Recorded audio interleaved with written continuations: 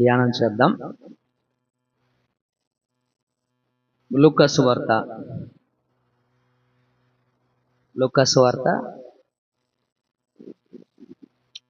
4వ అధ్యాయము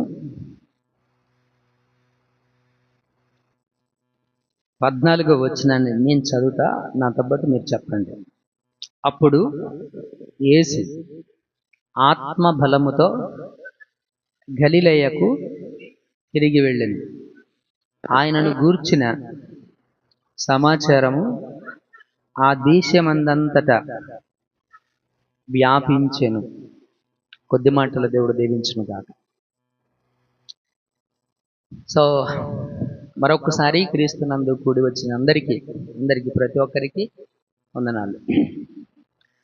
ఈరోజు మనం లూకా సువార్త 3వ అధ్యాయము 21వ వచనము నుండి 4వ అధ్యాయము 14వ వచనం వరకు ఈరోజు మనం ధ్యానం చేయబోతున్నాం.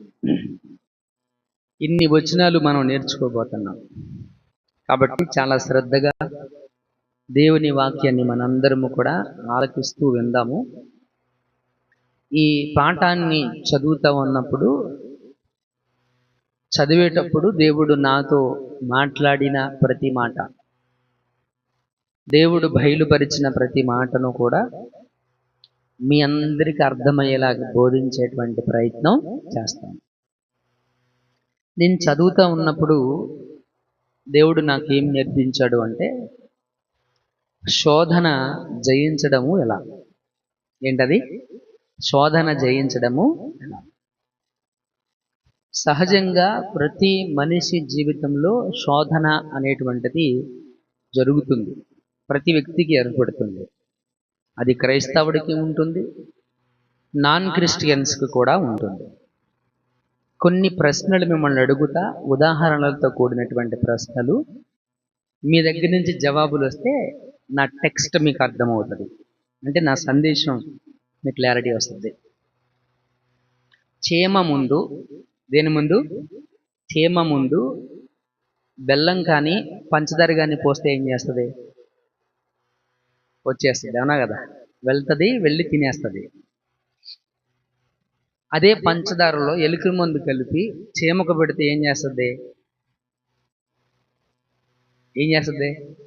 వెళ్ళిపోద్ది, అవునా కదా? వెళ్తుంది, తినేస్తుంది. మందు కలిపిన సంగతి దానికి తెలుసా? తెలియదు.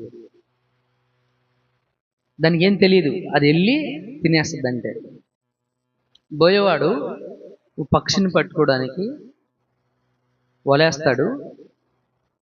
వల వేసిన తర్వాత దానిలో గింజలు పోస్తాడు. ఏం చేస్తాడు? గింజలు పోస్తాడు. పక్షి వలను చూస్తుందా, గింజలు చూస్తుందా? గింజలనే చూస్తుంది. గింజల కోసం ఏం చేస్తుంది? వెళ్ళి వలలో చిక్కుకుంటుంది. సో వీటిని బట్టి మనకి ఏమర్థమవుతా ఉంది అంటే, జ్ఞానము, తెలివి అనేటువంటిది లేకపోతే మనం చిక్కుకునేటువంటి ప్రమాదం ఉంది. చాలా సందర్భాల్లో మనం శోధనలో పడిపోతున్నాం. కారణం ఏంటి అని అంటే, మనకు తెలివి లేకపోవడం. మనకేమి లేకపోవడం? తెలివి లేకపోవడం. చాలా సందర్భాల్లో అపవాది మనకు చూపించే లోక ఆశల్లో మనం పడిపోయి, మనము అజ్ఞానంగా వెళ్ళి అపవాది యొక్క కుయుక్తుల్లో మనం పడిపోతూ ఉన్నాం. బెలి గ్రహం గారు ఒక చిన్న కథ చెప్పాడు. కథ మీకు కూడా చెప్తాను. చాలా బాగుంది కథ, మంచిది. అఫ్కోర్స్ మీరు చాలాసార్లు విని ఉండొచ్చు, అయినా సరే ఒక్కసారి మన సందేశాన్ని కొంచెం డెప్త్ మీనింగ్ ఇస్తుంది కాబట్టి, డీప్ మీనింగ్ని ఇస్తుంది కాబట్టి మనం కూడా ఆ స్టోరీ విందాం. ఒక రోజున ఒక టౌన్లో ఒక వ్యాపారి ఒక పందిని, ఒక గొర్రెను పెంచుకున్నాడండి. దేన్ని? ఒక పందిని, ఒక గొర్రెని పెంచుకున్నాడండి. ఒక రోజున తను పెంచుకున్నటువంటి పందిని చాలా శుభ్రంగా చూశాడు. బిజినెస్ మ్యాన్ కదా, చాలా శుభ్రంగా దానికి ప్రతిరోజు స్నానం చేయించడం, దానికి వస్త్రాలు తొడగడం, ఇట్లా చాలా శుభ్రంగా చూశాడు. ఒక రోజున ఇవి చాలా పెద్దయ్యాయి కదా, సరదాగా అట్లా బయటికి తీసుకెళ్దామని చెప్పేసి ఒక బ్రిడ్జ్ మీద పందిని గొర్రెను తీసుకొని, రెండింటిని తీసుకొని చేతితో పట్టుకొని నడుచుకుంటూ వస్తున్నాడంట. అనుకోకుండా పంది గొర్రె రెండు ఒక మురుగుంట్లో పడిపోయాయంట. ఎక్కడ పడిపోయాయి? పంది గొర్రె ఈ రెండు కూడా ఏం చేశాయి? మురుగుంట్లో పడిపోయాయి. మురుగుంట్లో పడిపోగానే గొర్రె ఏం చేస్తుందంటే వెంటనే లేచి బయటకు వచ్చి ఇలా దులిపేసుకొని తన్ను తాను శుభ్రం చేసుకుంది. పంది అలాగే పడుకొని ఉందంట. పంది ఏం చేసింది? అలాగే పడుకొని ఉందంట. దాంట్లో నుంచి అది బయటకు రావట్లేదు. పంది అలాగే పడుకొని ఉంది. పంది అలాగే అంటే దురద కనపడంగానే అది ఏమైపోయింది? దాని మనసటు లాగేసింది. సంతోషంగా ఏం చేసింది? లాగేసింది. ఇప్పుడు మీకు చెప్పిన ఈ మూడు, బోయవాడు పక్షిని పట్టుకోవడానికి విత్తనాలు వేయటం కానీ, ఒక చీమ ముందు పంచదార పెట్టడము కానీ, ఇవన్నీ ఏంటంటే వాటి మనసును అవి ఆకర్షించబడ్డాయి. ఏమయ్యాయి? ఆకర్షితులయ్యాయి. ఆకర్షణ వలన వాటి స్వభావాల్లో మార్పు రావడం లేదు. ఆకర్షణ వలన వాటి స్వభావాల్లో, వాటి నేచర్లో ఏమి రావట్లేదు? మార్పు రావడం లేదు. మిత్రులారా, ఇక్కడ నుంచి మనం నేర్చుకునేటువంటి ప్రయత్నం చేద్దాం. ప్రతి మనిషి ఎందుకు శోధనలో ఇరుక్కుంటాడు? ప్రతి మనిషి ఎందుకు శోధనలో పడిపోతాడు? శోధనలో పడిపోయినప్పుడు మనం ఎలా నిలబడాలి? శోధనలో మనం ఇరుక్కున్నప్పుడు మనం ఎలా ఉండాలి? బలిగ్రహం అయితే, నిజమైన క్రైస్తవుడైతే ఆ గొర్రెలాగా బయటకు వచ్చి పరిశుభ్రం చేసుకుంటాడు. గొర్రెలాగా బయటకు వచ్చి ఏం చేస్తాడు? పరిశుద్ధపరుచుకుంటాడు. అతను నిజమైన క్రైస్తవుడు కాకపోతే గనక పందిలాగా ఆ పందిని ఎంత కడిగినా ఏంటి, ఎంత శుభ్రం చేసినా, ఎంత లక్సు లేకపోతే సంతూరు, లేకపోతే ఇప్పుడు మంచి మంచి సబ్బులు వచ్చినాయి కదా, ట్యాన్ పోయేటువంటి సోపులు అని అవని ఇవన్నీ వచ్చేసినాయి. ఎటువంటి సబ్బు పెట్టి దాన్ని క్లీన్ చేస్తే ఏంటి ఉపయోగం? అవునా కదా? బికాస్ దాంట్లో రియాలిటీ లేదు కదా. వాస్తవానికి దాని స్వభావంలో మార్పు అనేటువంటిది లేదు. అంటే నిజమైన క్రైస్తవుడు అయితే శోధనలో ఇరుక్కున్నప్పుడు బయటకు వస్తాడు. అందుకే చెప్తాడు దావీదు, నీతిమంతుడు 7 సార్లు పడ్డా తిరిగి లేస్తాడు. నీతిమంతుడు ఏం చేస్తాడు? 7 సార్లు పడిపోయినా తిరిగి లేస్తాడు. ప్రియులారా, అసలు శోధన అంటే ఏంటి? శోధన అంటే ఏంటి? శోధనలో మనం ఎప్పుడు పడిపోతాం అనేది యాకోబు పత్రికలో చెప్పాడు. దీన్ని ఒకసారి ఒక వచనం, యాకోబు పత్రిక 1వ అధ్యాయం. శోధన సహించువాడు ధన్యుడు, అతడు శోధనకు నిలిచిన వాడై ప్రభువు తన్ను ప్రేమించిన వారికి వాగ్దానం చేసిన జీవ కిరీటం పొందును. దేవుడు కీడు విషయమై శోధింపనేరడు, ఆయన ఎవరిని శోధింపడు గనుక ఎవడైనను శోధించబడుచున్నప్పుడు నేను దేవుని చేత శోధించబడుచున్నానని అనకూడదు. గుర్తుపెట్టుకోండి ఈ మాట.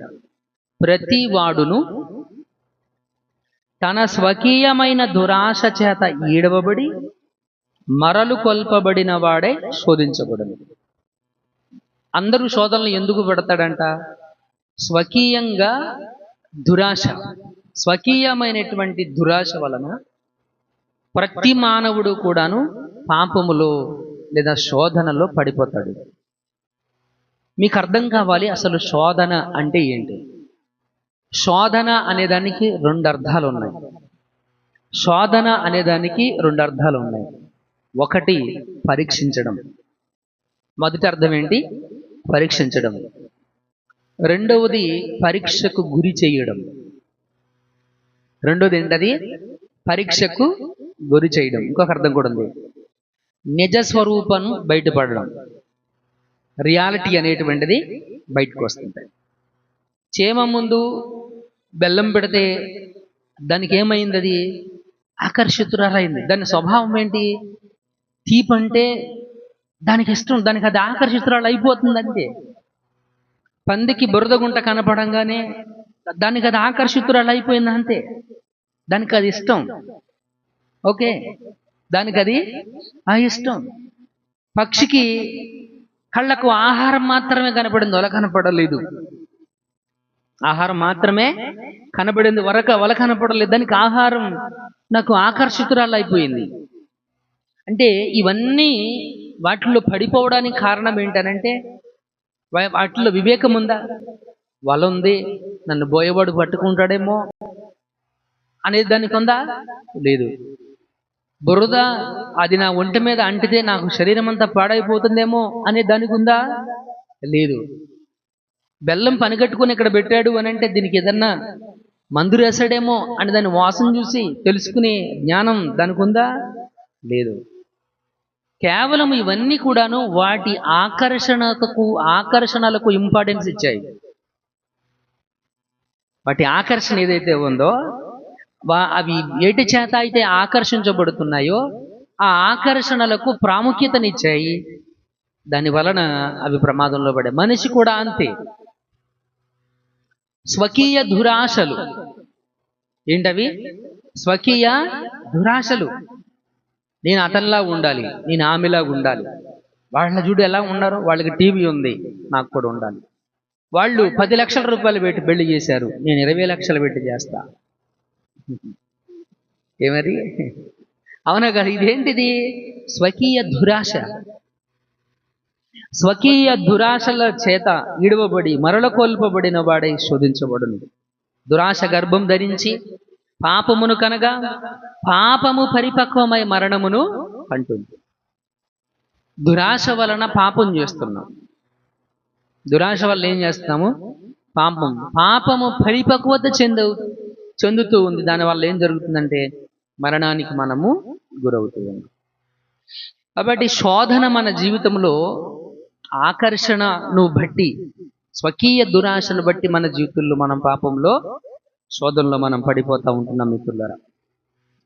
ఇక్కడ శోధన అనేది 2 రకాలుగా మనం చూస్తూ ఉన్నాం. ఏంటి 2 రకాలు? ఒకటి, దేవుడు పరీక్ష చేస్తాడు. దేవుడు ఏం చేస్తాడు? పరీక్ష చేస్తాడు.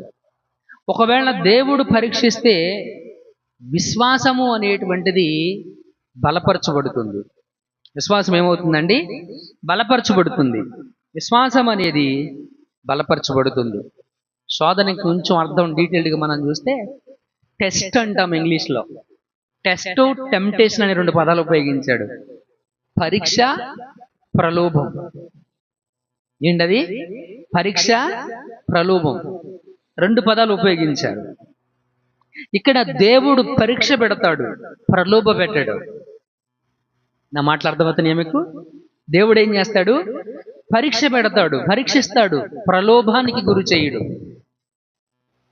ప్రలోభం అంటే ఏంటి?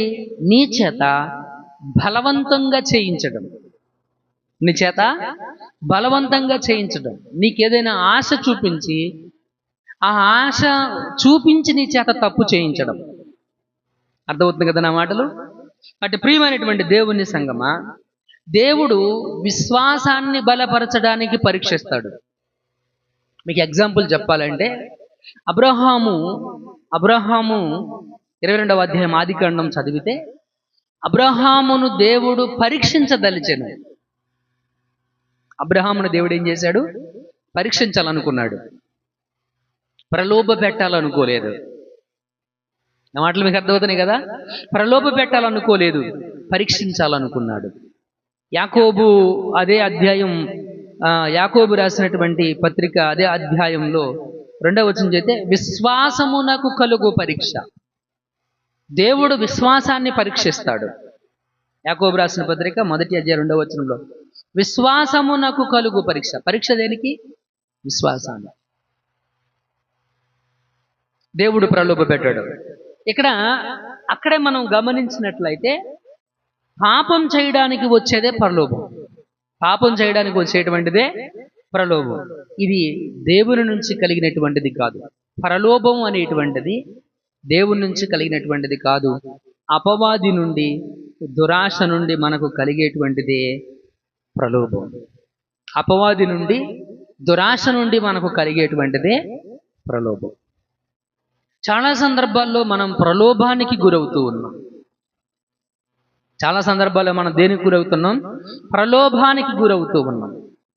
లోకాశలు మనం ఎందుకు వచ్చినప్పుడు, లోకము అనేటువంటిది మన ముందు నిలబడినప్పుడు, అపవాది మనకు లోకాన్ని చూపించినప్పుడు, అపవాది మనకు చెడును, మనకు ఈ లోక సంబంధమైనటువంటి సంతోషాలు, ఈ లోక సంబంధమైనటువంటి ఆనందాలు, ఈ లోక సంబంధమైనటువంటి సౌభాగ్యాలను మన ముందు తీసుకుని వచ్చినప్పుడు వాటికి మనము లోబడిపోతూ ఉన్నాం. ప్రలోభాలకు మనము గురవుతూ ఉన్నాం. శోధనలో పడిపోతా ఉన్నాం. ఎందుకు అప్పుల పాలవుతున్నావు? ఎందుకు మనశ్శాంతి లేకుండా ఉంటున్నావు? ఎందుకు మనశ్శాంతి లేకుండా ఉంటున్నావు? జీవితంలో సమాధానము, సఖ్యత లేకుండా ఎందుకు ఉంటున్నావు?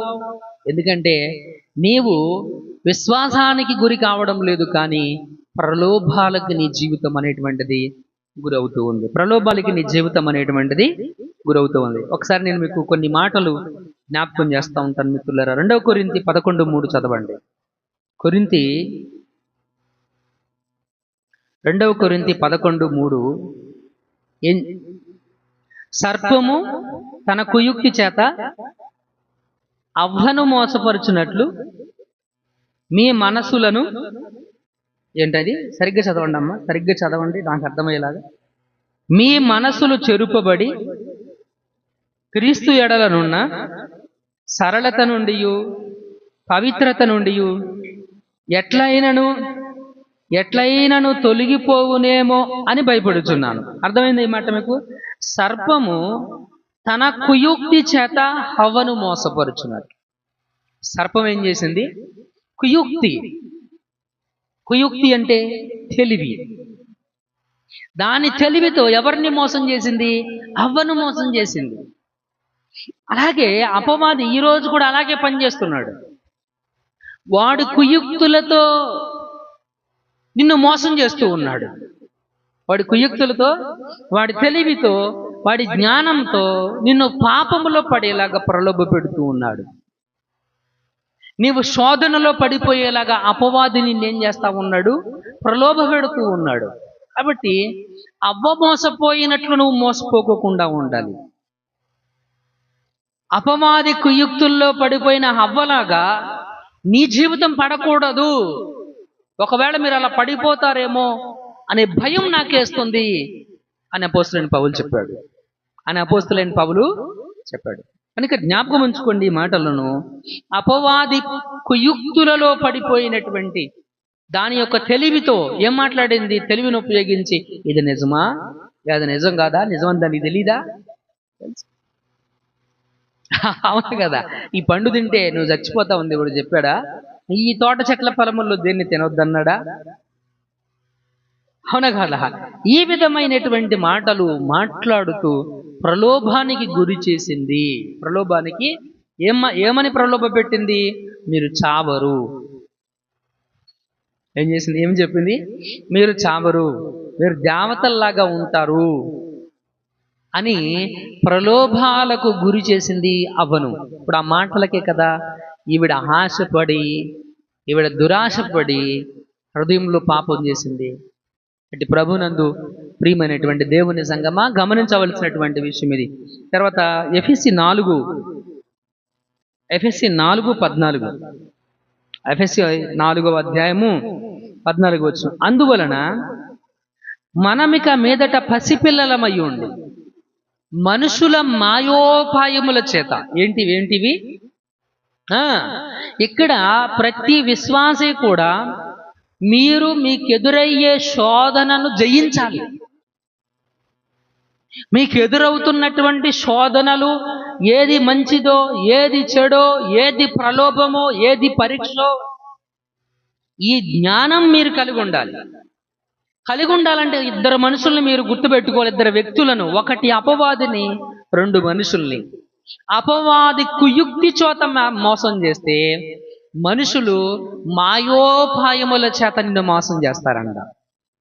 ఏంటవి మాయోపాయములంటే? మాయ ప్లస్ ఉపాయము.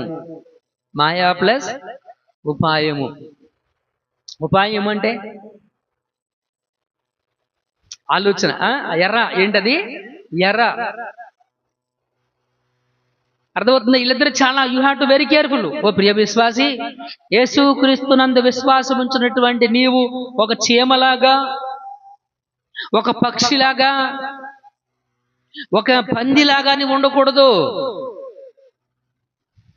అర్థమవుతుందా? నువ్వు ఎలాగ ఉండాలంటే, ఒకవేళ తెలియక నువ్వు శోధనలో పడిపోతే ఒక గొర్రె స్వభావం వల్ల బయటకు వచ్చిన నువ్వు పరిశుద్ధ పరుచుకోవాలి. నీవు పాపములో పడిపోవడానికి, శోధనలో పడిపోవడానికి నిన్ను ప్రలోభ పెట్టేవారు ఇద్దరు వ్యక్తులు ఉన్నారు. వారు ఎవరు అని అంటే, ఒకటి అపవాది అయితే, రెండు మనుషులు. మనుషులు మాయోపాయముల చేత నిన్ను మోసం చేస్తే, అపవాది కుయుక్తి చేత నిన్ను పాపములో పడేస్తుంది. అది అపవాది మాటలను, మనుషుల మాటల విషయంలో you have to very be careful. You have to be very careful. నువ్వు చాలా జాగ్రత్తగా ఉండాలి మిత్రులారా. పిల్లలు ఇక్కడ గమనించండి. ఇప్పుడు మన టెక్స్ట్లోనికి మనం వద్దాం. మనం చదివినటువంటి లూకాసు వార్త 3వ అధ్యాయము 21వ వచనం నుంచి లూకాసు వార్త 4వ అధ్యాయం 14వ వచనాలు మనం జ్ఞాపకం చేసుకుంటే, అపవాది కుయుక్తులను ఎదిరించి నిలబడి శోధనలో ఎలాగుండాలో మనకు ఒక మాదిరిని చూపించినటువంటి యేసుక్రీస్తు మనకు అక్కడ కనబడుతూ ఉన్నాడు. శోధన మనకు ఎదురైనప్పుడు అపవాది మనలను శోధనలకు గురి చేస్తున్నప్పుడు మనం ఎలా ఉండాలి? మనం ఎలా నిలబడాలి? మనం ఎలా ఎదిరించాలి అనేటువంటిది ఇక్కడ యేసుక్రీస్తు మనకి కొన్ని పాఠాలు మనకు నేర్పించబోతా ఉన్నాడు మిత్రులారా. అవేంటో మనం చూద్దాము. మొదటిగా, మనము శోధనలో అపవాది కుయుక్తుల్లో పడిపోకుండా, మనుషుల మాయోపాయములలో మనం పడిపోకోకుండా, ఇదిగో మనము శోధనలో ఇరుక్కోకోకుండా, పాపములో పడిపోకోకుండా, మనము మన పాపమును, మన శోధనను ఎదిరించి నిలబడి జయించాలి అని అంటే మనం ఎలా ఉండాలి? మనం ఏమేం చెయ్యాలి? మనకు ఆధారం ఏంటి?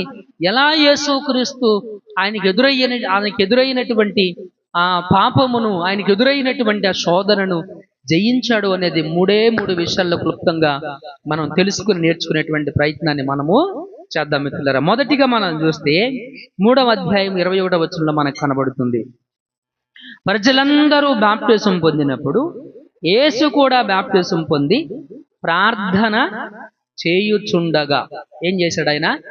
రైట్. మనము పాపములో లేదా శోధనలో మనం పడిపోకోకుండా ఉండాలంటే మన దగ్గర ప్రార్థనా జీవితం ఉండాలి. ఏ జీవితం ఉండాలి? ప్రార్థన. ఐ డోంట్ నో మీలో ఎంతమంది ప్రార్థనా జీవితాన్ని మీరు కలిగి ఉన్నారో నాకు తెలీదు. But you have to be very careful. ప్రార్థనా జీవితాన్ని మనము కలిగి ఉంటేనే మనకెదురయ్యేటువంటి శోధనను మనం పాపములో పడిపోకోకుండా, శోధనలో పడిపోకోకుండా మనల్ని కాపాడేది ప్రార్థన మాత్రమే. హల్లెలూయా. యేసుక్రీస్తు బాప్టిజం తీసుకున్న తర్వాత ఆయన ప్రార్థన చెయ్యుచుండగా పరిశుద్ధాత్మ ఆయన మీదకి వచ్చి, నా ప్రియ కుమారుడు ఈయన యందు నేను ఆనందించినాడని చెబుతున్న మాటలు మనకు తెలుసు. ఆ తర్వాత ఆయన అరణ్యంలో కొనుపోబడటం మనకు తెలుసు. అరణ్యంలో కొనుపోబడినప్పుడు అపవాది చేత ఆయన శోధించబడ్డాడన్న సంగతి కూడా మనకు తెలుసు.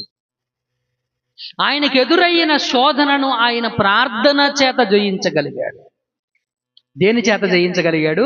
ప్రార్థన చేత జయించగలిగాడు. మనకి కష్టం వస్తే వెంటనే మనుషుల దగ్గరికి వెళ్తాం, మనకు తెలిసింది అది. మనకు కష్టం వస్తే వెంటనే మోకరించి ప్రార్థన చెయ్యం. ప్రార్థన చెయ్యాలని తెలిసినా చాలా మంది ప్రార్థన చెయ్యరు. ప్రార్థన చెయ్యాలని తెలిసినా ప్రార్థన చెయ్యరు. పక్కింటికి వెళ్ళి అడుక్కొచ్చుకుంటారు, ఎదురింటికి వెళ్ళి అడుక్కొచ్చుకుంటారు. ఒకళ్ళ దగ్గరికి వెళ్ళి వాడు కాళ్ళ దగ్గర పడి వాడు చీయన్న చీ పొర అవతలకన్నాడు, మోసం చేసిన వాడు, తిట్టిన వాడు, దూషించిన వాడు, ఏం చేసినా మనం దాంట్లోనే సంతోషపడతాం. మనం దాంట్లోనే ఏం చేస్తాము? హ్యాపీగా ఫీల్ అవుతాం. ప్రియులారా, అలా కాదు, ప్రార్థన చేయడం మనం నేర్చుకోవాలి. అందుకే యేసుక్రీస్తు ఏం చెప్పాడు? అన్ని విషయములలో కృతజ్ఞతాపూర్వకంగా ప్రార్థన ద్వారా దేవునికి తెలియచేయండి అని చెప్పాడు. అన్ని విషయాలు ఏం చేయాలంట? మనము కృతజ్ఞతాపూర్వకముగా ప్రార్థన ద్వారా దేవునికి మనం ఏం చేయాలంట? తెలియచేయాలి. ఎఫెసీయులకు రాసిన పత్రిక 6వ అధ్యాయము 18వ వచనం ఈ మాట చెప్పాడు. ఆత్మ వలన ప్రతి సమయమందును ప్రతి విధమైన ప్రార్థనను విజ్ఞాపనను చేయుచు. ఏం చెప్పమన్నాడండి? ప్రతి సమయంలో కూడా ప్రతి విధమైన ప్రార్థనను విజ్ఞాపనను చేయుచు. దేవునికి తెలియచెయ్యాలి. ప్రార్థన చెయ్యమని దేవుడు లేఖనం ద్వారా మనకు చెప్పాడు. మీరేమో కోర్స్ మీరు తగ్గి చేశారనుకోండి, చాలా చోట్ల ప్రార్థనను చేయించుకుంటున్నారు. ప్రార్థన ఏం చేస్తున్నారు? చేయించుకుంటున్నారు. చేయించుకోవడం కాదు, you have to do it. నువ్వు ప్రార్థన చెయ్యాలి, నీవు చెయ్యాలి ప్రార్థన. యేసుక్రీస్తుకు శోధన ఎదురైతే, నేను ఈ శోధనలో ఉన్నాను, నా కోసం ప్రార్థన చేయండి అని ఇంకొక వ్యక్తి దగ్గరికి వెళ్ళి అడుక్కోలా. మాటలు మీకు అర్థమవుతున్నాయా? ఆయనే ప్రార్థన చేశాడు. ఎక్కువ తగ్గించాడు. ఆయనే ప్రార్థన చేశాడు. ఆయనే ప్రార్థన చేశాడు. కాబట్టి ప్రియమైనటువంటి దేవుని సంఘం, ఇక్కడ గమనించవలసిన, మీరు ఒక అర్థం చేసుకోవాల్సిన మాట ఒకటి చెప్తా. ప్రార్థనలో ఎలాంటి శక్తి సామర్థ్యాలు లేవు. ఏంటి పాస్టర్ గారు, ఇప్పుడు దాకా ప్రార్థన చేయమన్నారు, ప్రార్థనలో శక్తి సామర్థ్యాలు లేవంటారేంటి? అవును, ప్రార్థనలో శక్తి సామర్థ్యాలు లేవు. నీ ప్రార్థన వింటున్నటువంటి దేవునిలో శక్తి సామర్థ్యాలు ఉన్నాయి. ఎవరిలో ఉన్నాయి? నీవు మనవి చేసినప్పుడు ఆ మనవిని వినినే దేవునిలో శక్తి సామర్థ్యాలు ఉన్నాయి. లోతుగా మీకు చెప్పాలి అనంటే, మీరు చేసే విజ్ఞాపన ప్రార్థన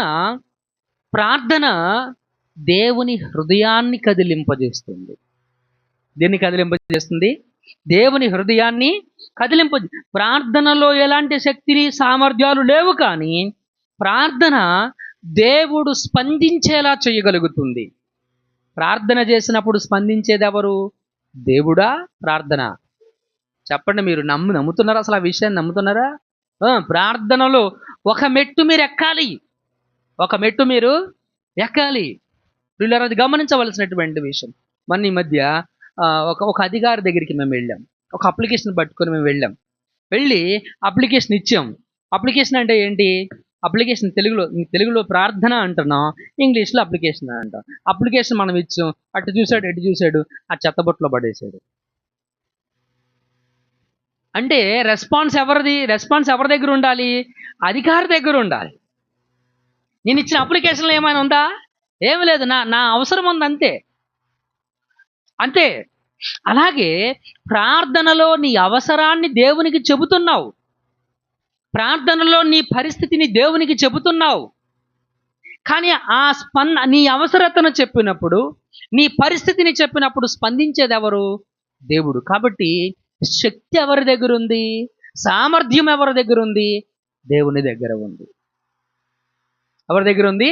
దేవుని దగ్గర ఉంది. కాబట్టి విడిపించేది దేవుడే. నేను ఇంకా లోతుగా మీకు చెప్పాలనుకుంటున్నాను. మన మాటలు, మనం ప్రార్థనలో చేసేటువంటి మంచి మంచి పదాలు ఉపయోగిస్తాం కదా. లెటర్ రాసేటప్పుడు గౌరవనీయులైనటువంటి అధికారికి, గౌరవనీయులైనటువంటి సోన్సో ఎంఆర్ఓ గారికి, ఇదిగో లింగపాలెం మండలం అయ్యపరాజగూడెం గ్రామానికి చెందిన సునీల్ కుమార్ గారు తెలియజేయ విజ్ఞాపన. ఎంత ఎంత ఎంత నునుపుగా, ఎంత వినయంగా మాటలు తెలియజేశాం. ఈ మాటలు దేవునిపై ప్రభావాన్ని చూపించవు. ప్రార్థనలో మనం చేసేటువంటి పదాలు దేవునిపై ప్రభావాన్ని చూపించవు. కేవలము మన ప్రార్థనకు దేవుడు రెస్పాండ్ కావడానికి కారణం ఏంటనంటే, ఆయన దయ, ఆయన కృప, ఆయన కనికరం. హల్లెలూయా. దేవునికి మహిమ కలుగును గాక. That is why you have to pray. ఆయన దయ, ఆయన కృప, ఆయన కనికరము నీ ప్రార్థనకు స్పందించేలాగా చేస్తుంది. ఆయనకు నీ మీద దయ ఉంది, ఆయనకు నీపై కృప ఉంది, ఆయన నీ మీద కనికరాన్ని చూపిస్తాడు. కాబట్టి ఆయన నువ్వు ప్రార్థన చేసినప్పుడు నీకు ఆయనతో మాట్లాడడం రాకపోయినా నీ ప్రార్థనకు ఆయన జవాబును ఇస్తాడు. మనం ఎప్పుడు చెప్పుకుంటాం, బాధపడు వారి బాధను చూసి ఆయన తృణీకరించలేదు, ముఖము తిప్పుకోలేదు అనేటువంటి మాటను మనము చూస్తూ ఉంటాం. కాబట్టి శోధనను జయించడానికి మనం ఏం చెయ్యాలి అని అంటే ప్రార్థన చేయాలి. యేసుక్రీస్తు తనకెదురైనటువంటి శోధనను జయించడానికి ఆయన ప్రార్థన చేశాడు. ఒక సంఘటన మీకు జ్ఞాపకం చేసి ముందుకెళ్తారు. లోకాసువార్త 23:46. లోకాసువార్త 23వ అధ్యాయము 46వ వచనం. ఆ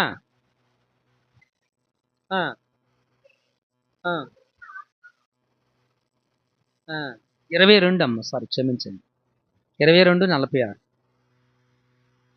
మీరెందుకు నిద్రించుచున్నారు, శోధనలో ప్రవేశించకుండునట్లు లేచి ప్రార్థన చేయుడని వారితో చెప్పాను.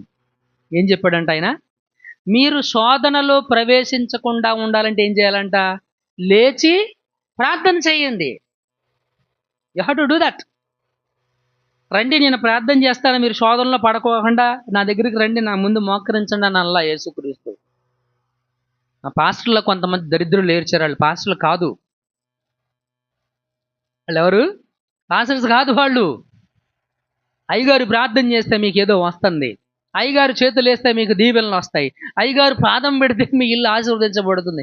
అయ్యగారు పాదం ఐరన్ లెగ్ అన్న విషయం మనకు తెలియదు. ఐరన్ లెగ్ అన్న విషయం మనకి అయ్యగారి ప్రార్థనల్లో, అయ్యగారి చేతుల్లో, అయ్యగారు కాళ్ళల్లో, అయ్యగారు కళ్ళల్లో ఏమీ లేవు. అయ్యగారులు కూడా మీలాంటి మనుషులే. అయ్యగారుల దగ్గర ఏమీ లేదు. You have to learn how to pray to God. దేవునికి ప్రార్థన చేయడం నువ్వు తెలుసుకోవాలి. ప్రార్థన చెయ్యి. నువ్వెందుకు ప్రార్థన చెయ్యి? శోధనలో నువ్వు పడిపోకోకుండా ఉండాలంటే నువ్వేం చేయాలంట? ప్రార్థన చెయ్యి. యేసుక్రీస్తు శిలువ మరణానికి అప్పగించబడడానికి ముందు ఆయన ప్రార్థన చేశాడు. ఆయన ఏం చేశాడు? ఆయన ప్రార్థన చేశాడు. గెత్సెమనే తోటలోనికి వెళ్ళి ఆయన ప్రార్థన చేశాడు. పాట కూడా ఉంటుంది కదా, గెత్సెమను ఒక తోటదిగో, ఆ తోటలో స్థలమదిగో, గెత్సెమను ఒక తోటదిగో, ఆ తోటలో చేసి ఈచటనే ఉండి ప్రార్థించుడని, ఈచటనే ఉండి ప్రార్థించుడని.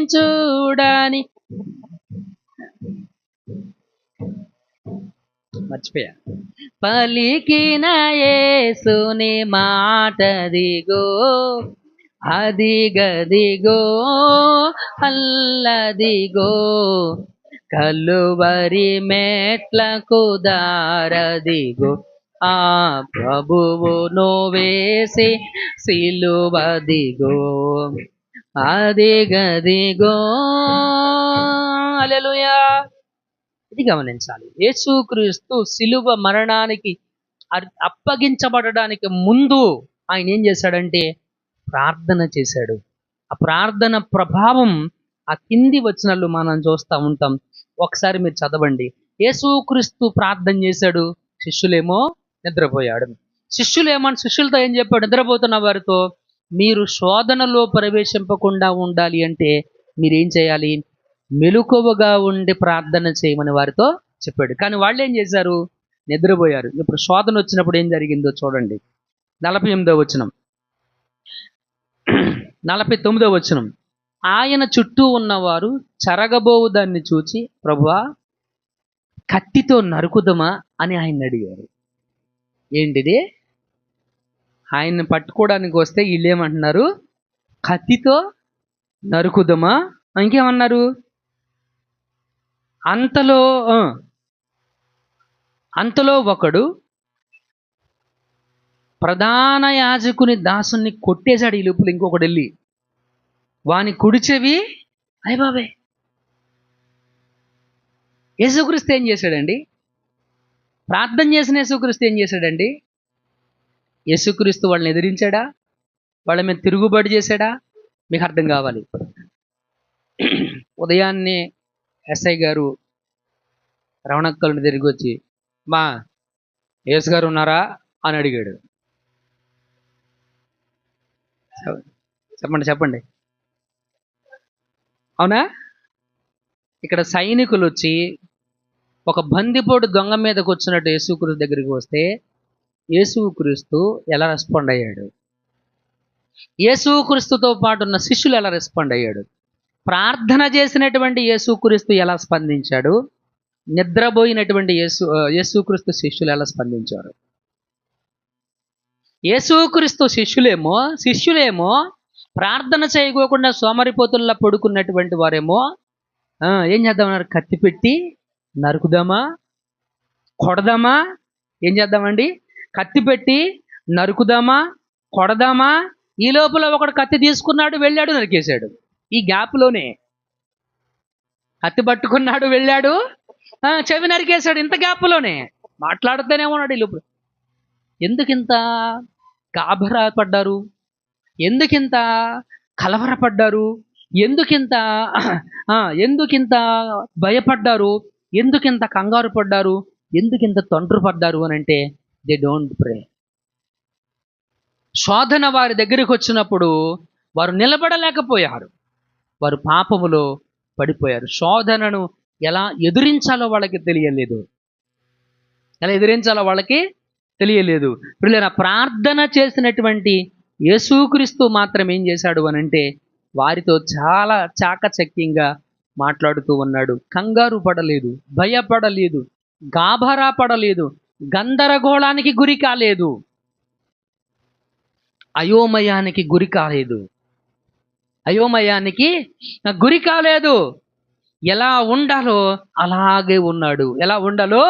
అలాగే ఉన్నాడు. ఒక పోలీస్ ఆఫీసర్ మన ఇంటికి వచ్చి మన పేరు చెబితేనే మనకంత గుండెల్లో దడబుట్టుకొస్తే మరి యేసుక్రీస్తుకి ఎంత దడ రావాలి అక్కడ. కానీ వాటిల్లో వేటికి ఆయన న్యాచురల్గా గురి కాలేదు. అది ప్రార్థన ప్రభావం. అదేంటండి? అది ప్రార్థన యొక్క ప్రభావం. ఆయన చాలా ఓర్పుగా, సహనంగా రెస్పాండ్ అయ్యాడు. ఆయన చాలా ఓర్పుగా, సహనంగా రెస్పాండ్ అయ్యాడు. చాలా ధైర్యంగా నిలబడి మాట్లాడుతున్నట్టుగా మనం చూస్తూ ఉంటున్నాం మిత్రులారా. యేసు తన్ను పట్టుకొని వచ్చిన ప్రధాన యాజకులతోనూ, దేవాలయ అధిపతులతోనూ, పెద్దలతోనూ, మీరు బందిపోటు దొంగ మీదకి వచ్చినట్టు కత్తులతో, గురియలతో బయలుదేరి వచ్చి కదా, నేను అనుదినము మీ చెంత దేవాలయంలో ఉన్నప్పుడు మీరు నన్ను పట్టుకొనలేదే. అయితే ఇది మీ గడియ అంధకార సంబంధమైన అధికారము అనిను. అంధకార సంబంధమైన అధికారం అని అన్నాడే కానీ ఆయన కత్తి తీసుకున్నాడా? ఆయన చెవి నరికాడా? ఆయన చెవి నరకలేదు. అటు ప్రియమైనటువంటి దేవుని సంగమా, మనం నేర్చుకోవలసినటువంటి విషయం ఇది. మనము శోధన మన జీవితంలోనికి ఎదురైనప్పుడు మనం ఏం చెయ్యాలి అంటే ప్రార్థన చెయ్యాలి. మనం ఏం చేయాలండి? మనము శోధనలో ప్రవేశించకుండా ఉండడానికి ప్రార్థన చెయ్యాలి. మన ప్రార్థన యేసుక్రీస్తుని, ఆయన హృదయాన్ని కదిలింపజేస్తుంది. ఆయన దయను బట్టి, ఆయన కృపను బట్టి మన ప్రార్థనకు ఆయన జవాబు ఇస్తాడు. ఇక్కడ అపవాది ఆయన దగ్గరికి వచ్చి, నువ్వు దేవుని కుమారుడు అయితే ఈ రాయుని రొట్టిగా చెయ్యి. ఆయన ప్రలోభపడ్డా? ప్రలోభపడలేదు. ఆయన ప్రలోభపడలేదు. నువ్వు దేవుని కుమారుడు అయితే ఇక్కడి నుంచి దూకు. ఆయన ప్రలోభపడ్డా? ప్రలోభపడలేదు. నువ్వు నాకు మొక్కు, నాకు నమస్కారం చేయి, నన్ను ఆరాధన చెయ్యి, నేను ఇవన్నీ నీకు ఇస్తాను అని అపవాది అంటుంటే ఆయన ప్రలోభపడ్డా? ప్రలోభపడలేదు. లోకాశలకు గురయ్యాడా? గురి కాలేదు. కాబట్టి శోధనను మనం ఎదిరించాలి, శోధనలో మనము జయించాలి అనంటే ప్రార్థన జీవితాన్ని మనము కలిగి ఉండాలి. ప్రార్థన జీవితాన్ని కలిగి ఉన్నారు కాబట్టి సింహాల బోనులో పడవేసిన ధైర్యంగా ఉన్నారు. ప్రార్థనా జీవితాన్ని కలిగి ఉన్నారు కాబట్టి ఆ మండే అగ్నిగుండంలో పడవేసిన ధైర్యంగా వాళ్ళు ఉన్నారు. రెండవది, ప్రార్థన శోధన జయించాలి అంటే ప్రార్థనా జీవితాన్ని కలిగి ఉండాలి, మొదటిది. రెండవది ఏంటి అని అంటే 4వ అధ్యాయం 1వ వచనం చెప్తా ఉంది, యేసు పరిశుద్ధాత్మ పూర్ణుడై యోర్దాను నది నుండి తిరిగి వచ్చి 40 దినములు ఆత్మచేత అరణ్యములో నడిపించబడి. రెండవది, మనము శోధనను ఎదిరించాలి. శోధన జయించాలి అంటే ఆత్మ బలముతో మనము నింపబడి ఉండాలి. ఏమై ఉండాలంటే మనము, ఇంకా చెప్పాలంటే పరిశుద్ధాత్మ పూర్ణులమై ఉండాలి. ఏమై ఉండాలి? పరిశుద్ధాత్మ పూర్ణులమై ఉండాలి. Let me talk to you here more things. ఇక్కడ మీతో నన్ను కొన్ని విషయాలు మాట్లాడనివ్వండి. పరిశుద్ధాత్మ పూర్ణులం అవ్వడం అంటే ఎవరితో మాట్లాడుకోకుండా ప్రత్యేకంగా ఉండడమా? పరిశుద్ధాత్మ పూర్ణులమై ఉండడం అంటే మనం ఏం చేస్తున్నామో మనకి తెలియకపోవడమా? పరిశుద్ధాత్మ పూర్ణులమై ఉండడం అంటే ఎగరడమా? దాని పేరు గణాసారి ఎగిరిద్ది కదా, అంతేనా? గణాసారి కలిగి ఉన్నట్టు ఉండడమా? పిల్లరా, పరిశుద్ధాత్మ పూర్ణులమై ఉండడము అనంటే యేసుక్రీస్తు కంటే బెస్ట్ ఎగ్జాంపుల్ ఎవరు లేరు. యేసుక్రీస్తు కంటే బెస్ట్ ఎగ్జాంపుల్ ఎవరు కూడాను లేరు. యేసుక్రీస్తు దేవుని ఆత్మ పూర్ణుడయ్యి ఉన్నాడు అని ఎగిరాడా? గంతులేసాడా? పోనీ అరిచాడా? ఏమైనా వింతగా ఏమైనా అరిచాడా? ఓ పాట పాడేటప్పుడే వచ్చింది ఆయన మీదకి పరిశుద్ధాత్మ, మిగతా టైంలో రాలేదా? మాట్లాడరేంటుండే. ఓ పాట పాడేటప్పుడే, ఆ డ్రమ్ము కొట్టేటప్పుడే, ఆ సంగీతం ఉన్నప్పుడే, అప్పుడు మాత్రమే వచ్చింది పరిశుద్ధాత్మ ఆయన మీదకి. మిగతా టైంలో పరిశుద్ధాత్మ లేదా? పరిశుద్ధాత్మ పూర్ణులమై ఉండడము అనే పదానికి అర్థం ఏంటి అని అంటే మిత్రులారా, ఆయన నియంత్రణలో ఉండడము. ఆయన నియంత్రణలో ఉండడము. ఆత్మ పూర్ణులమై ఉండడం అంటే controlling by the Holy Spirit. పరిశుద్ధాత్మ యొక్క ఆధీనము, స్వాధీనము, అధికారములో మనం ఉండడమే ఆత్మపూర్ణులమై ఉండడము. ఆత్మపూర్ణులమై ఉండడము దాని అర్థం ఏంటనంటే ఆయన ఆదేశిస్తేనే నువ్వు మాట్లాడాలి, ఆయన ఆదేశిస్తేనే నువ్వు స్పందించాలి, ఆయన ఆదేశించకపోతే నువ్వు మౌనంగా ఉండాలి. ఇప్పుడు ఒక కంపెనీ ఉంది, ఒక కంపెనీ ప్రోడక్ట్ని నువ్వు అమ్మాలి, ఆ కంపెనీ ప్రోడక్ట్ని నువ్వు అమ్మాలి. కంపెనీ నీకేమని ఆదేశించిందంటే ఏలూరు వెళ్ళి అమ్ముకు రమ్మని చెప్పేసి అనంది. లేదు నేను విజయవాడ వెళ్తాను అని వెళ్తే ఆదేశాలను ఏం చేసినట్టు? అది ధిక్కరించినట్టే కదా. ప్రియులారా, ఇది గమనించవలసినటువంటి విషయం. చాలామందికి ఆత్మపూర్ణులమై ఉండడం అంటే అర్థం ఏం చెప్తారు అని అంటే వాళ్ళ కంట్రోల్లో ఉండరు, వాళ్ళ కంట్రోల్లో ఉండరు, వాళ్ళకి ఏం చేస్తున్నారో వాళ్ళకి తెలియదు. అది అబద్ధం. యేసుక్రీస్తు ఏం మాట్లాడుతున్నాడో ఆయనకి తెలుసు, ఆయన ఏం చేస్తున్నాడో ఆయనకి తెలుసు, ఏమి ఎదుర్కొంటున్నాడో ఆయనకి తెలుసు. స్పృహను కలిగే ఉన్నాడు, జ్ఞానం కలిగే ఉన్నాడు, వివేకము కలిగే ఉన్నాడు. ఆయన మాట్లాడే ప్రతి మాటలో కూడా ఆయనకు స్పష్టత అనేటువంటిది, క్లారిటీ అనేటువంటిది ఆయనకు ఉంది. పరిశుద్ధాత్మ పూర్ణులం అవడం అంటే ఉద్రేక పూర్ణులం అవడం కాదు, ఎమోషనల్ అవ్వడం కాదు, ఉద్రేక పూర్ణులం అవడము కాదు. ఆయన అధికారంలో ఉండడం, ఆయన నియంత్రణలో ఉండడం, ఆయన స్వాధీనములో ఉండడం, ఆయన నడిపింపులో, ఆయన అధికారంలో ఉండడం. కొంచెం డీటెయిల్డ్గా లోతుగా చెప్పాలంటే నీకు ఏది అనిపిస్తే అది, నీకు ఏది తోస్తే అది నువ్వు చెయ్యడం పరిశుద్ధాత్మ పూర్ణులం అవ్వడం కాదు. ఇక్కడ ఉన్న మనలో చాలామంది నాకు ఏమనిపించిందో అదే చేయడం, నీవు ఎలా అనుకున్నావో అదే చేయడం. అది కాదు పరిశుద్ధాత్మ పూర్ణులమై ఉండడం అంటే. పరిశుద్ధాత్మ పూర్ణులమై ఉండడము అని అంటే మిత్రులరా, దేవుడు ఏది ఆదేశిస్తే అది చెయ్యాలి. ఇప్పుడు మీకు అర్థం కావడం కోసం మనము 4వ అధ్యాయాన్ని చదువుతా ఉన్నప్పుడు అపవాది ఏం చెప్పాడంటే, నీవు దేవుని కుమారుడవైతే, అంటే అతని అర్థం ఏంటి? అరే నువ్వు నిజంగా శిరోమణి కొడుకు అయితే రారా చూసుకుందాం. ఏంటది? రెచ్చగొట్టడం. వెంటనే సునీల్ కుమార్ కోపం వచ్చి, ఎస్ నేను శిరోమణికి సన్నని చూసుకుందామని దెబ్బలాటికి వెళ్ళాను అనుకోండి.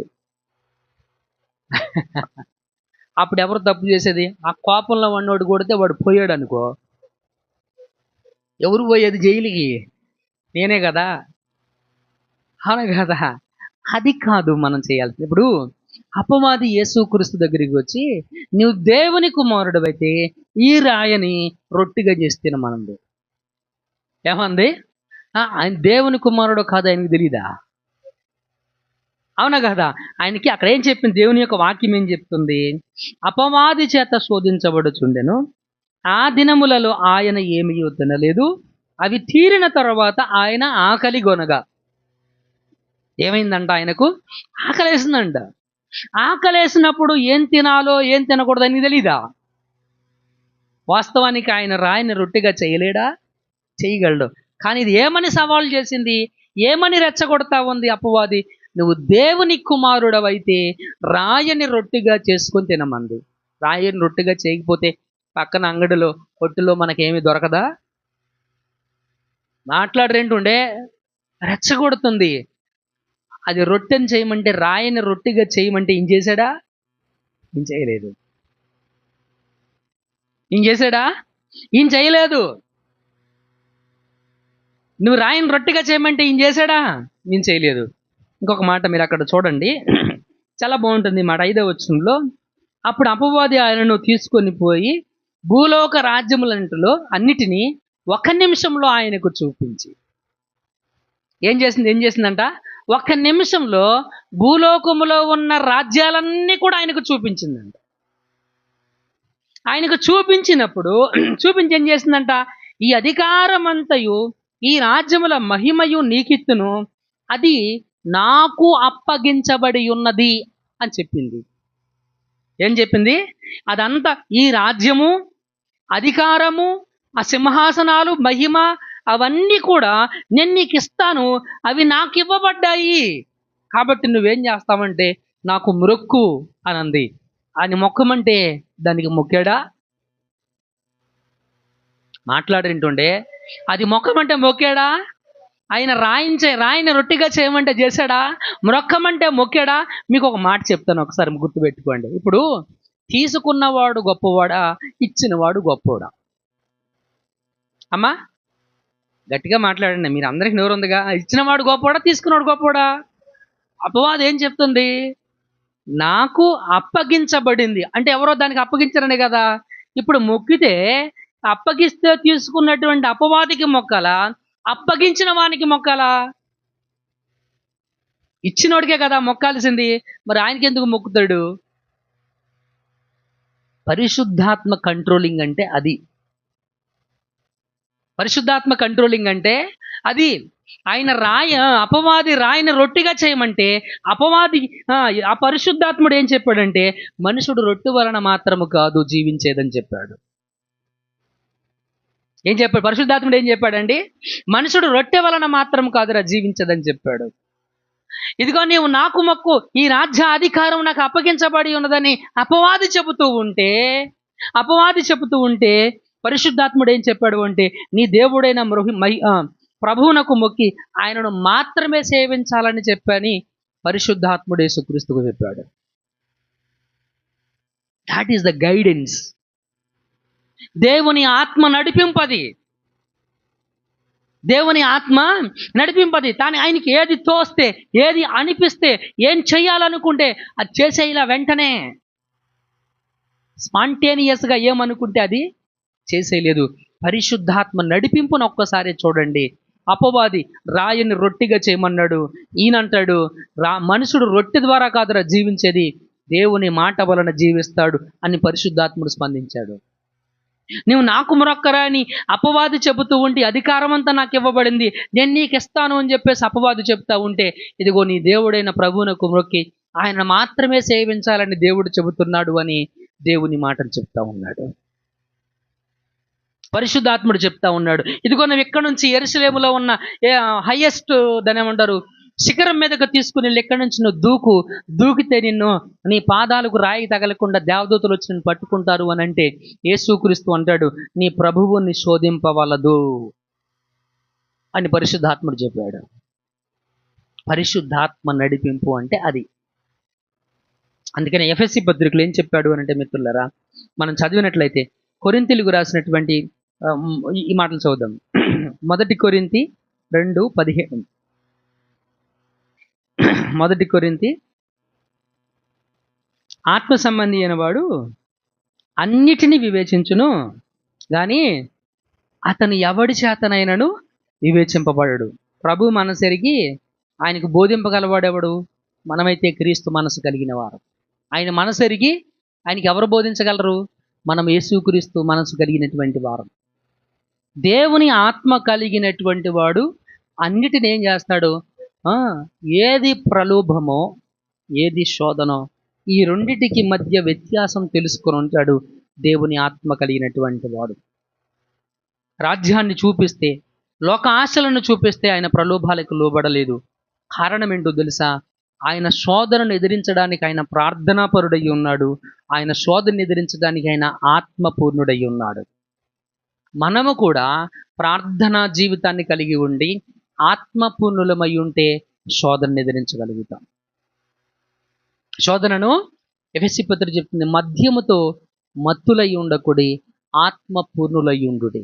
అంటే దాని అర్థం ఏంటంటే పరిశుద్ధాత్మ నడిపింపును మీరు కలిగి ఉండండి. పరిశుద్ధాత్మ నడిపింపును మీరు కలిగి ఉండండి అని చెప్పాడు.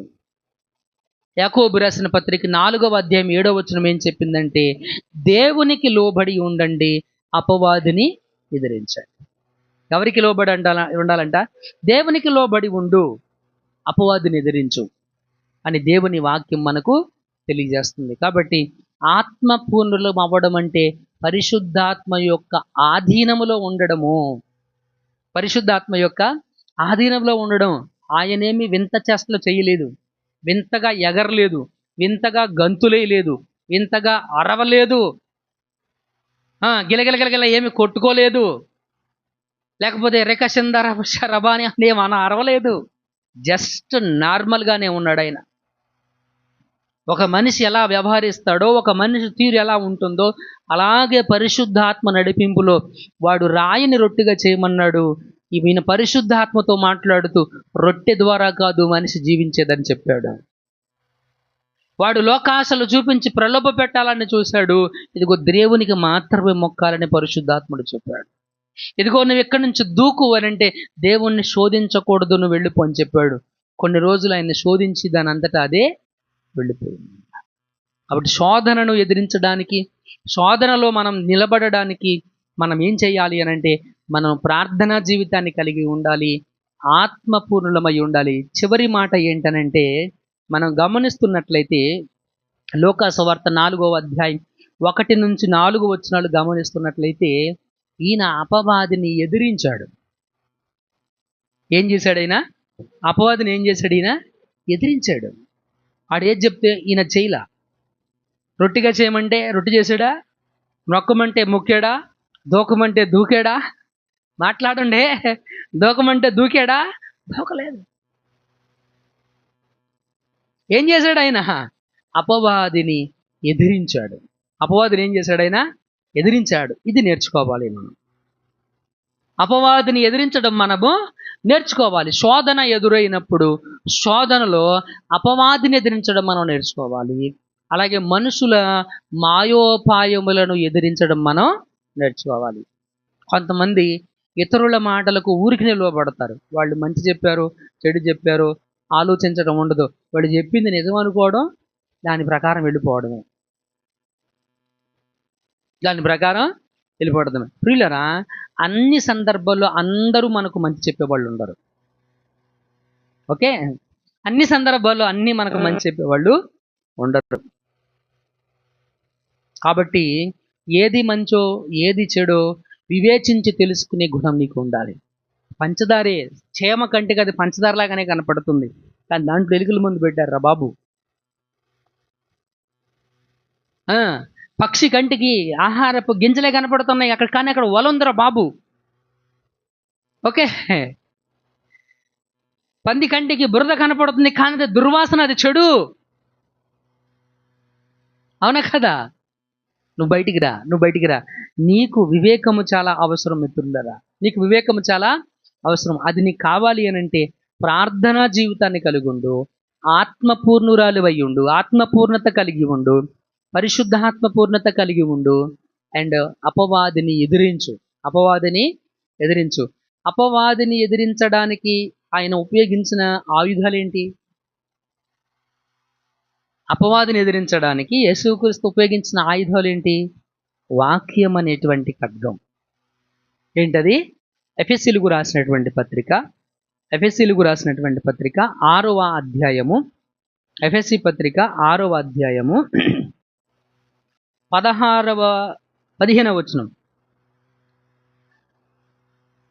13 చదువు. అందుచేత మీరు ఆపద దినమందు వానిని ఎదిరించుటకు సమస్తమును నెరవేర్చిన వారి నిలవబడుటకు శక్తిమంతులగునట్లు దేవుడిచ్చు సర్వాంగ కవచమును ధరించుకొనుడి.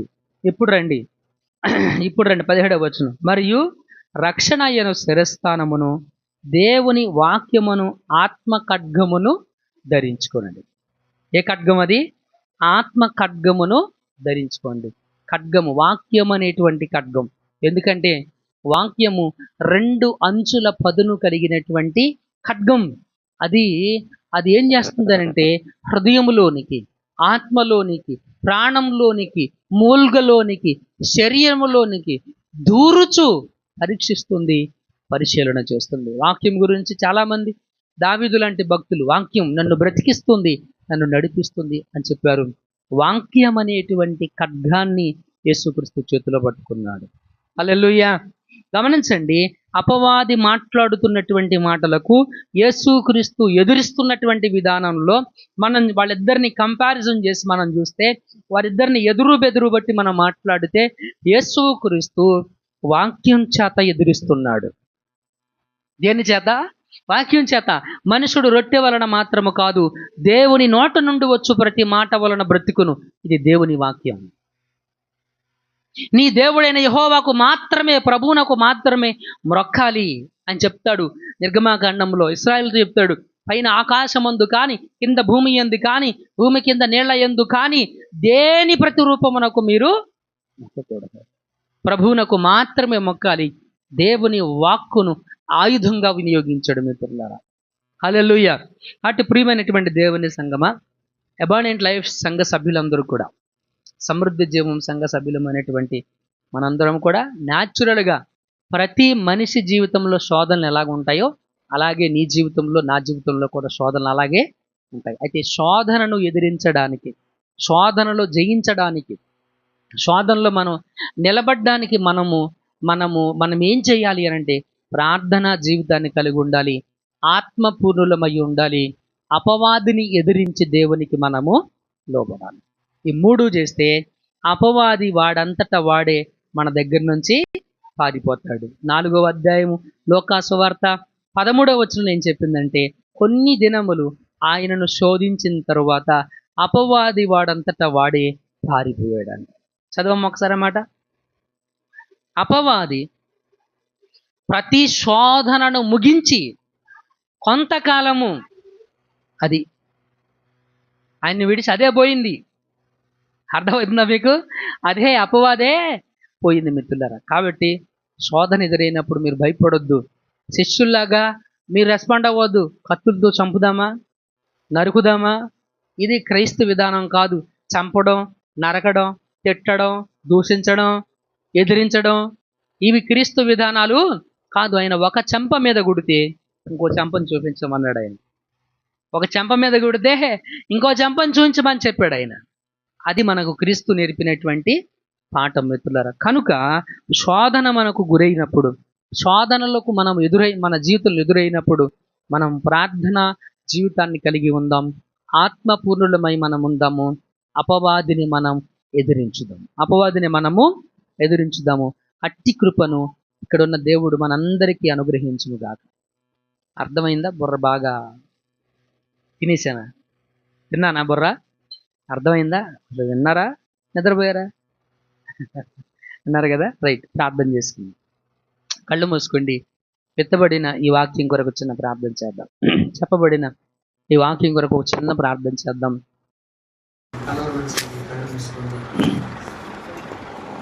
ఈ వాక్యం కొరకు చిన్న ప్రార్థన చేద్దాం.